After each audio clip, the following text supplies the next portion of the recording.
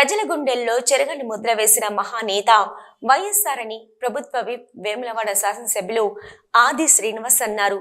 సోమవారం MLA camp కార్యాలయంలో ఉమ్మడి ఆంధ్రప్రదేశ్ మాజీ ముఖ్యమంత్రి రాజశేఖర రెడ్డి వర్ధంతి కార్యక్రమంలో ప్రభుత్వ విప్ ఆది శ్రీనివాస్ పాల్గొన్నారు. ఈ సందర్భంగా ఆయన ప్రజా వ్యతిరేక విధానాలు అవలంబిస్తున్న పాలకులకు వ్యతిరేకంగా కాంగ్రెస్ పార్టీ పక్షాన పోరాటం చేసిన మహానేత డాక్టర్ వైఎస్ రాజశేఖర రెడ్డి అని, పేద ప్రజలకు జరుగుతున్న అన్యాయాన్ని చూసి సహించలేక వారికి అండగా ఉండాలని ప్రశ్నించే గొంతుకగా మండుటెండలో పాదయాత్ర చేస్తూ ఎక్కడికక్కడ ప్రజా సమస్యలపై పోరాటం చేశారని గుర్తు చేశారు. రాబోయే కాలంలో ప్రతి కాంగ్రెస్ కార్యకర్త వైఎస్ ఆశయ సాధనకు కృషి చేయాలని పిలుపునిచ్చారు. ఈ కార్యక్రమంలో municipal vice chairman Bingi Mahesh, పట్టణ అధ్యక్షులు సంద్రగిరి శ్రీనివాస్ గౌడ్, బ్లాక్ కాంగ్రెస్ అధ్యక్షులు సాగరం వెంకటస్వామి, పాత సత్యలక్ష్మి, చిలుక రమేష్, ఇప్పపుల అజయ్, అన్నారం శ్రీనివాస్, పులి రాంబాబు గౌడ్, కౌన్సిలర్లు, కాంగ్రెస్ పార్టీ నాయకులు, కార్యకర్తలు పాల్గొన్నారు.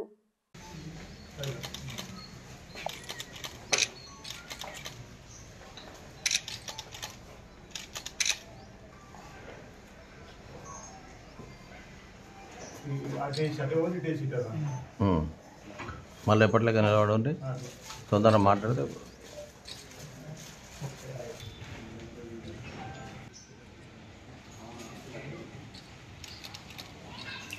వైఎస్ రాజశేఖర రెడ్డి గారు పాదయాత్ర చేసి ఇలా కాంగ్రెస్ పార్టీని బలోపేతం చేసి ఇలా ప్రభుత్వం వచ్చిన తర్వాత రైతాంగానికి ఉచిత కరెంటు ఇచ్చే విధానం తీసుకొచ్చి మొదటిసారిగా ముఖ్యమంత్రి కాగానే పెద్దలు రైతులకు క్షేమంగా ఉండాలని రైతాంగం కోసం ఉచిత కరెంట్ ఇచ్చిన ఘనత పెద్దలు వైఎస్ రాజశేఖర రెడ్డి గారు.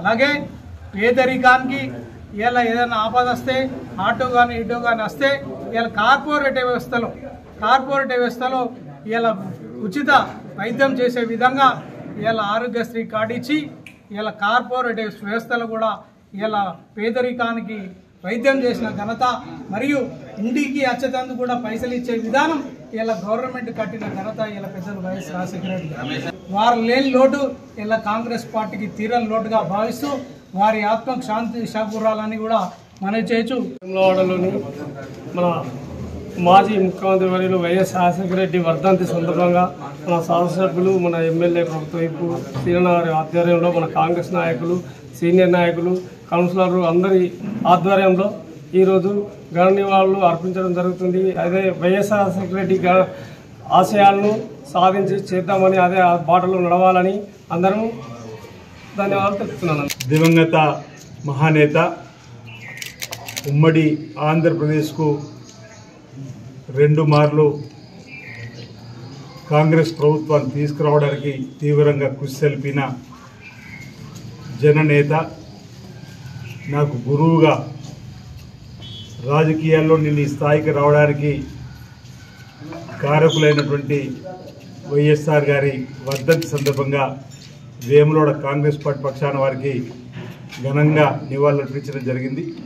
అనేక చక్కటి సంక్షేమ కార్యక్రమాల్ని అమలు చేస్తూ పేద ప్రజల గుండెల్లో చెరగని ముద్ర వేసినటువంటి వారి అకాల మరణం, హెలికాప్టర్ ప్రమాదంలో మరణించడం బాధాకరం. ఆ రోజు ఆంధ్రప్రదేశ్లో ఆ రోజంతా కూడా ప్రజలంతా దుఃఖసాగరంలో మునిగిపోయి వారు చేసినటువంటి సేవలను మరణం చేసుకొని వారి ఆత్మ శాంతి చేకూర్లని చెప్పని ఆనాడు ఆ భగవంతుని ప్రార్థించిన సందర్భం ఇప్పటికి కూడా కళ్ళకు కొట్టొచ్చినట్టే కనిపిస్తూ ఉంది.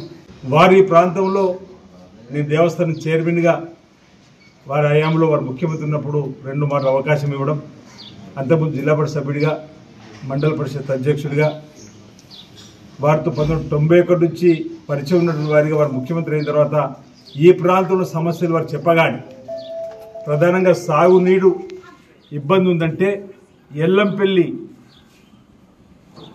ప్రాజెక్టు ద్వారా వేములవాడ నియోజకవర్గం వరకు కూడా, కలివిడ సూరమ్మ ప్రాజెక్టు వరకు, రుద్రంగి వరకు కూడా 1737 కోట్లు మంజూరు చేయించిన ఘనత గుర్తు చేసుకోవాల్సిన అవసరం ఉంది. ఫాజునార్ ప్రాజెక్టు పూర్తయింది వారాయంలోని, రుద్రంగిలో నాగారం చెరువు ప్రాజెక్టు పూర్తి చేసుకున్నాం ఆయన హయాంలోనే. చందూత్లో ప్రాజెక్ట్ నిర్మాణం చేసుకున్నాం. వారాయంలోనే కాలువలు కూడా ప్రధాన కాలువలు కూడా తప్పించుకోగలిగినాం. అదేవిధంగా ఈ ప్రాంతంలో విద్యకు సంబంధించి 4 జూనియర్ కాలేజీలు ఆ రోజు మంజూరు ఇచ్చాడు. బాగా గుర్తు, ఉమ్మడి ఆంధ్రప్రదేశ్లో కడప జిల్లాలో ఒక మండలంలో 2 జూనియర్ కాలేజీలు ఉంటే మన దగ్గర అప్పుడు ఉమ్మడి కరీంనగర్ జిల్లాలో చందూర్ మండలంలో చందూర్తో పాటు రుద్రయ్య కూడా ఈరోజు జూనియర్ కాలేజ్ ఇచ్చినటువంటి మహానేత, వారిని స్మరించుకుంటూ మరి పెద్దలు మరి మహానేత రాజశేఖర రెడ్డి గారికి ఘనంగా నేను నివాళులర్పిస్తా ఉన్నాను. ఏనాడు కాంగ్రెస్ పక్షాన వారి యొక్క ఆత్మశాంతి చేకూరాలని, వారి ఈ ప్రాంతంలో చేసే సేవలు ఒకసారి కొనియాడుతూ భవిష్యత్తులో వారి ఆలోచనలు ఒక ప్రేరణగా తీసుకొని పేద ప్రజల ఈ ప్రాంత అభివృద్ధి కోసం పాటుపడుతూ ముందుకు సాగుతుందని చెప్పి సందర్భంగా తెలియజేస్తా ఉన్నాను.